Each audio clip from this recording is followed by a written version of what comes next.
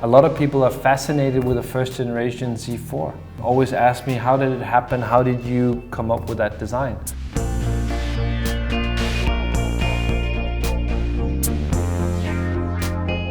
Well, I started my career at BMW in the mid-90s, 96, 97, something like this. I was supported by my team lead, which was Henrik Fisker at the time, and two other very, very influential designers of friends of mine, Marek Djordjevic and Chris Chapman. And both of those guys were just like, supporting me on this design. One of the first jobs I was actually asked to do was to make a proposal for the next Z3. At the time it was called Z3. And that design became the E85 Z4. This design happened because at the time in the 90s, you probably remember that a lot of the form language was very square, very like slab-sided and very clean. There was a lot of amazing cars from Renault and first generation Audi TT. We saw it as a chance for us to go into this twisted surfacing. If you look at architecture, at the time Frank Gehry had just completed his building in Bilbao for the museum.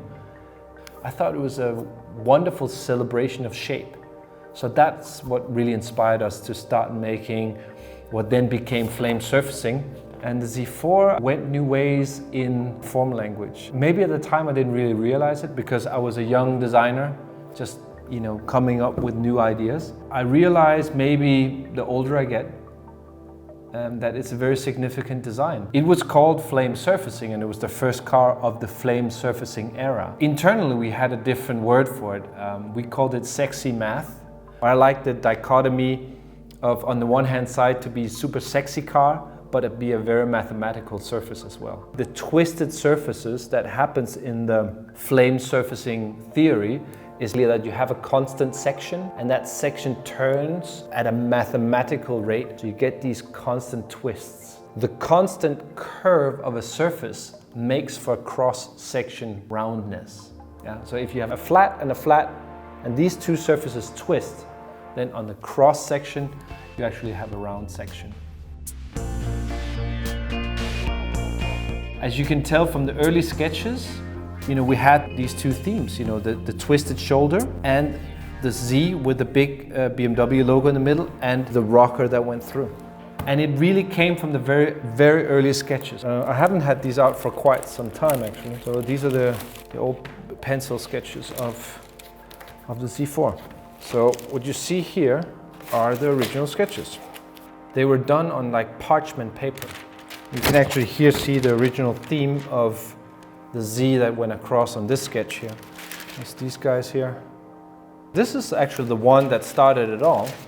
This one here you can actually tell that's the original design. See this design here with a twisted shoulder and the line going through comes from the sketch. So that's where it all happened in these pencil sketches. My target was not to sketch the outline of the car. What I wanted to do first was to describe the surfaces, the actual shape of the surface, and then work my way into the outline of the car later. So you can tell in the first sketches here, a lot of shaping went on in paper. It was more about the shape first. This one, I really love this one here. So the original design had this double bubble thing here, and This one's a little bit cleaner. This one here had a Z with an extra line on it. Yeah, these were some fronts. The idea for the front, I think in many ways carried through all the way to production.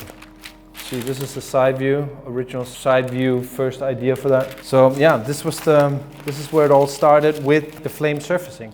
The idea was with these sketches that I shape first and then I generate the outlines afterwards, all on paper. Because I had an art school teacher at Art Center who taught me to hold the pen in a different way. Not to hold it like when you're writing, hold the pen upright. So you're shaping like this. It's a different way of holding a pen, and that obviously made it very interesting. And these were some other doodles. Here I got more into the ballpoint from the very early.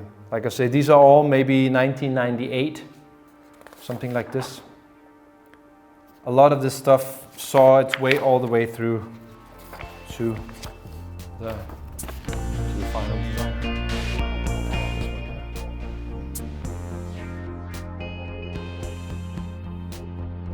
And it was really fun the night we presented it in Munich to Chris Bangle. He loved it. because we presented it with the idea of a new form language. And that's where it actually happened, that Chris, he was looking at the shapes of these models and he was saying, well, it's like a symphony. You have the cellos, and then you have the violins, and then you have some trombones, and then it's all like a score for music along the body side. He's like, it's like flames of highlights going through the body side. That's where the idea for the word flame surfacing came from. That was Chris's ideas when he saw the car in full size and was inspired by it, you know. And it went into this idea of flame surfacing.